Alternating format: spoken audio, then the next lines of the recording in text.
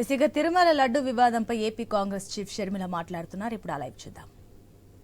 Fish oil కూడా ఉన్న ఈ పదార్థాలు కూడా ఉన్న లడ్డూని ప్రసాదంగా ఇస్తున్నారు అని చంద్రబాబు గారు నిన్న చెప్పడం జరిగింది. చంద్రబాబు గారిని అడుగుతున్నాం,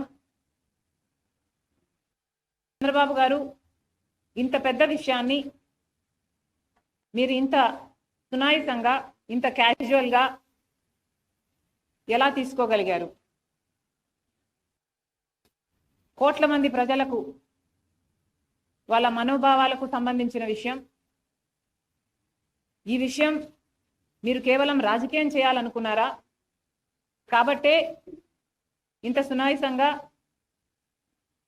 దాన్ని ఒక పాసింగ్ కమెంట్లా మీ 100 రోజులు సెలబ్రేషన్స్లో భాగంగా చెప్పారా? లేదు నిజంగానే చంద్రబాబు గారికి దీని సివియారిటీ ముందే తెలుసా? ముందే తెలిస్తే మరి ముందే ఎంక్వైరీ ఎందుకు వేయలేదు? ప్రజలకు ఎందుకు చెప్పలేదు? ఇంత ఆలస్యంగా 100 రోజుల తర్వాత తాపీగా మీరు చెప్తున్నారంటే మీ ఉద్దేశం ఏమిటనుకోవాలి? చంద్రబాబు గారు తన 100 రోజుల పరిపాలన మీద జనాలు ఒక రిపోర్ట్ ఇస్తారు, ఒక అభిప్రాయం వాళ్ళు ఏర్పరచుకుంటారు. కాబట్టి తన వైఫల్యాలు కప్పిపుచ్చుకోవడానికి, వైసీపీ మీద బురద చల్లడానికి ఈ 100 రోజుల వెన్యూను ఎంచుకున్నారా? ఏమీ అర్థం కావటం లేదు. చంద్రబాబు గారు సమాధానం చెప్పాలి. ఇంత పెద్ద విషయం ఇంత సునాయసంగా చంద్రబాబు గారు తీసుకోవడాన్ని కాంగ్రెస్ పార్టీ ఖండిస్తుంది. మేమైతే దీన్ని చాలా సీరియస్గా తీసుకున్నాం. కాబట్టి మేము మినిస్టర్ ఆఫ్ హోమ్ అఫైర్స్ కూడా ఒక లెటర్ రాశాం. సిబిఐ ఎంక్వైరీ జరగాలి. ఎందుకంటే సిబిఐ ఎంక్వైరీ జరగకపోతే తప్పు ఎవరు చేశారు అని ఇంపార్షియల్గా ఒక ఎంక్వైరీ జరగకపోతే తప్పు ఎవరు చేశారు అన్న విషయం బయటికి రాదు. ఇది కేవలం రాజకీయం కోసం వాడుకుంటున్నారా, లేక తప్పు నిజంగానే జరిగిందా? ఒకవేళ తప్పు నిజంగానే జరిగింటే తప్పు చేసిన వాళ్ళను శిక్షించాల్సిన అవసరం ఉంది. ఎందుకంటే వాళ్ళ మీద యాక్షన్ తీసుకోకపోతే మిగతా వాళ్ళు కూడా ఫైనాన్షియల్ బెనిఫిట్ కోసం ఇదే తప్పు చేసే ప్రమాదం ఉంది. కాబట్టి కాంగ్రెస్ పార్టీ ఈరోజు హోమ్ మినిస్టర్ గారికి, అమిత్ షా గారికి ఒక లేఖ రాస్తున్నాం, సిబిఐ ఎంక్వైరీ జరగాలి అని. ఈ విషయం పక్కన పెడితే చంద్రబాబు గారి 100 రోజులు పరిపాలన, 100 రోజుల్లో చంద్రబాబు గారు ఏమి చేశారు అంటే, మున్సిపాలుడు తప్పులు లెక్కబెట్టినట్టు జగన్మోహన్ రెడ్డి గారి తప్పులను, అవినీతిని, దోపిడీని శ్వేతపత్రాల్లాగా చూపించారు. వైఎస్ఆర్ గారి పేరును ఎక్కడ వీలైతే అక్కడ తొలగించారు. వైఎస్ఆర్ గారి విగ్రహాలను ధ్వంసం చేశారు. మరి చంద్రబాబు గారు హామీల విషయంలో ఏం చేశారు అంటే 0 అనే చెప్పాలి. కూటమి సర్కార్ ఈ 100 రోజుల పరిపాలన ఎలా ఉంది అని చూసుకుంటే 100కి 0 అనే చెప్పాలి.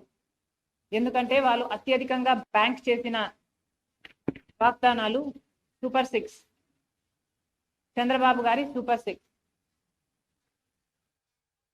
చంద్రబాబు గారు చెప్పిన మాట, 100 రోజుల్లో మేము రాష్ట్రాన్ని గాడిలో పెడతాము, 100 రోజుల్లో మేము పక్కా యాక్షన్ ప్లాన్ రూపొందిస్తాము, 100 రోజుల్లోనే మేము అద్భుతాలు చేస్తామని చెప్పిన చంద్రబాబు గారు 100 రోజులు దాటిపోయినా కూడా ఇప్పటి వరకు సూపర్ 6లో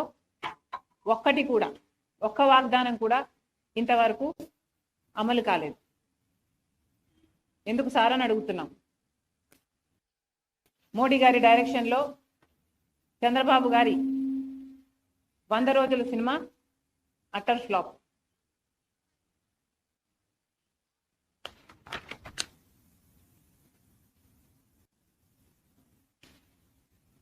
ఎవరు కూడా 100 రోజుల్లోనే అన్ని హామీలు అమలు చేయాలి అని మేము కూడా అంటం లేదు.